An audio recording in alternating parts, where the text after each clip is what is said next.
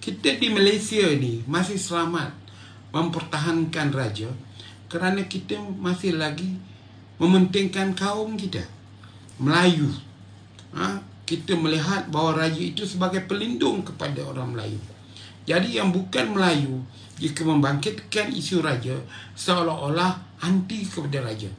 Dari itu, dengan berbagai kaum yang kita ada ini, raja pun kekal jadi pemerintah. Tapi raja mesti berfikiran waras.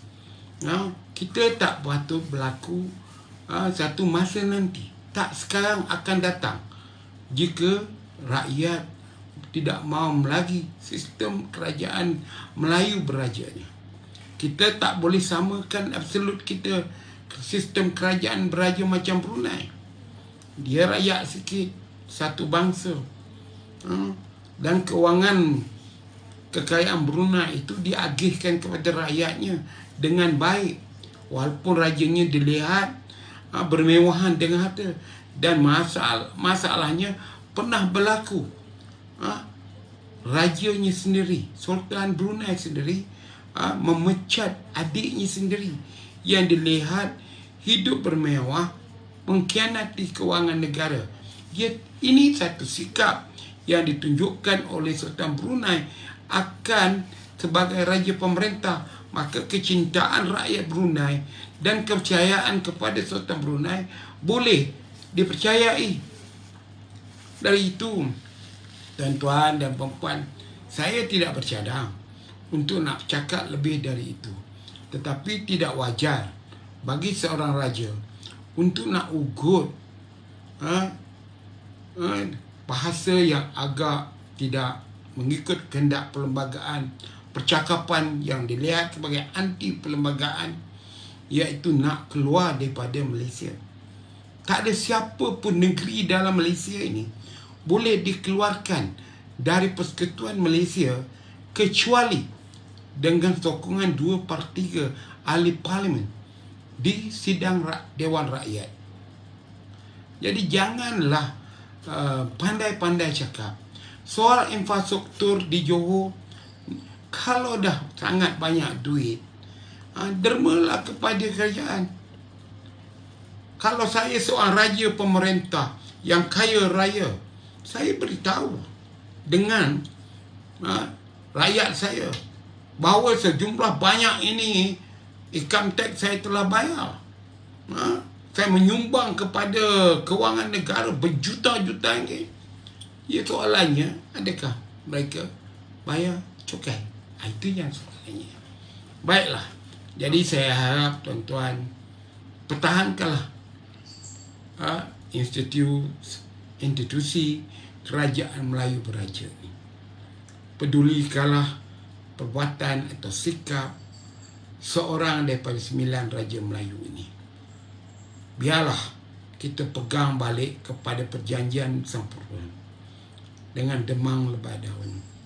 Peganglah erat-erat, kuat-kuat apa sumpah setia kita antara demang lebah daun sang purba, antara rakyat dan jelata. Rakyat jangan diaibkan, raja jangan menyusahkan rakyat. Itu perjanjian, baca dalam Salatin. Dari itu saya harap raja-raja Melayu tolonglah berfikir kepentingan rakyat. Buatlah sesuatu yang boleh orang Melayu bernaung ke bawah duli tuanku. Jangan mengambil tindakan-tindakan yang akhir menjadi sejarah dan dibaca oleh generasi yang akan datang.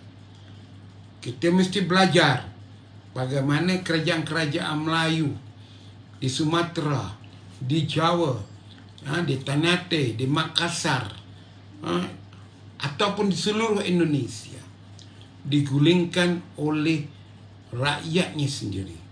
Malah ada yang dihukum bunuh, digantung, dicincang dan sebagainya. Harap raja-raja Melayu baca sejarah. Kenapakah begitu jadinya raja-raja di Sumatera ini? Adakah kerana PKI saya mata-mata? Baca sejarah, kita akan tahu. Bukan kerana parti kami. Sehingga sekarang keturunan raja-raja di Indonesia itu ada yang hidup melarat, ada yang jadi muzik. Yang dipertahankan sekarang ini ialah di daerah istimewa Yogyakarta.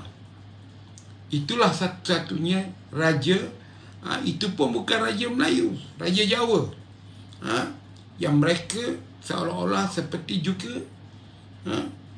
di Thailand, kerana raja mereka itu ada kaitan dengan agama, maka mereka mempertahankan raja mereka, dan sehingga sekarang tidak diganggu oleh pemerintah. Jadi itulah saya katakan bahawa isu malam ini kita bincang benda itu supaya saya nak kena bercakap terus terang. Saya juga orang yang dilahirkan di sebalik pagar istana. Kampung halaman saya di Seri Menanti, Negeri Sembilan, Bandar Diraja ataupun Kampung Diraja, Negeri Sembilan.